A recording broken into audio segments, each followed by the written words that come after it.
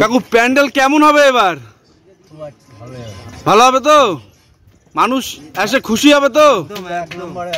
এটা কি রাজরাজাদের যে মানে আগে যে মহল থাকতো সেই আদলে কি তৈরি হচ্ছে?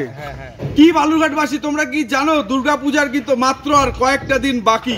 ইতিমধ্যে তোমরা কিন্তু জানো। আর এখন আমি চলে এসেছি আমাদের বালুরঘাটের একটি স্বনামধন্য ক্লাবে, মানে আমাদের বালুরঘাটের অভিযাত্রী ক্লাবে। প্রতি বছরের ন্যায় এবছরও কিন্তু এই ক্লাবের প্যান্ডেল জাস্ট আকর্ষণীয়, দুর্দান্ত, অসাধারণ হতে চলেছে। জাস্ট কেবল তোমরা দেখো, বাঁশের কাজ হচ্ছে, তোমাদের পুরোটা আমি দেখাবো। জাস্ট বাঁশের কাজ হচ্ছে, তাতেই কিন্তু প্যান্ডেল একটা আকার নিতে শুরু করে দিয়েছে, যাকে বলে মানে ভালো জিনিস দেখলেই বোঝা যায়। বলে না কথায় আছে, ভালো জিনিসের ভিত দেখলেই বোঝা যায়। তেমনি কিন্তু প্রতি বছরের ন্যায় এবছরে আমাদের বালুরঘাটের অভিযাত্রী ক্লাব এক দুর্দান্ত উপহার দিতে চলেছে আমাদের বালুরঘাটবাসী সহ জেলাবাসীকে। এত সুন্দর প্যান্ডেল আমাদের নিজের চোখে কাছ থেকে দেখার। তাই সাথে থাকো, কেমন হচ্ছে কাজ তোমরা দেখতে থাকো। ও আয় রে ছুটে আয়, পুজোর গন্ধ এসেছে, ঢ্যাঙ্কুড়া কুড়ু বাদ দি বেজেছে। আর ঠিক বন্ধুরা, বলতে বলতেই কিন্তু এক বছর পেরিয়ে কিন্তু পুজোর গন্ধ এবং পুজোর বাদ্যি কিন্তু বাজতে চলেছে। আর আজ কিন্তু চলে এসেছি আমাদের বালুরঘাটের অভিযাত্রী ক্লাবে।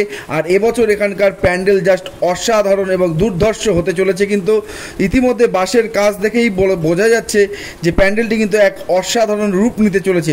চলো প্যান্ডেলের থিম কি আমরা কিন্তু জানার চেষ্টা করব।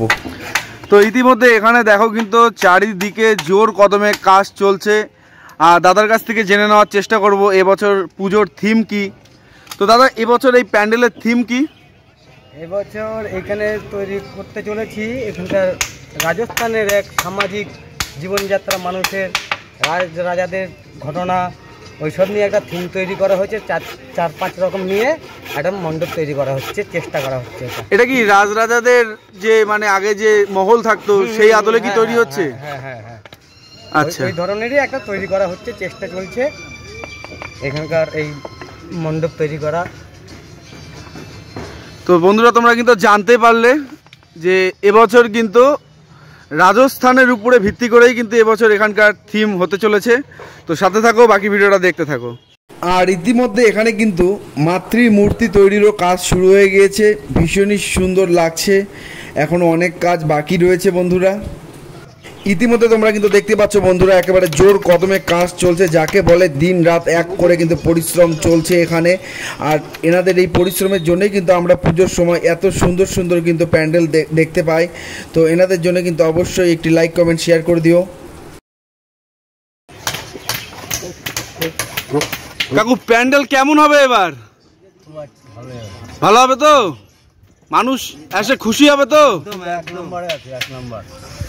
দাদা, কি মনে হচ্ছে প্যান্ডেল কেমন হবে? ভালোই হবে, ভালো, খুব ভালো হবে। খুব সুন্দর করে বানাতে হবে কিন্তু। আমাদের এখানকার কিন্তু খুব স্বনামধন্য ক্লাব এটা, জানি। তাহলে আমরা আশা রাখছি ভালো হবে। অবশ্যই।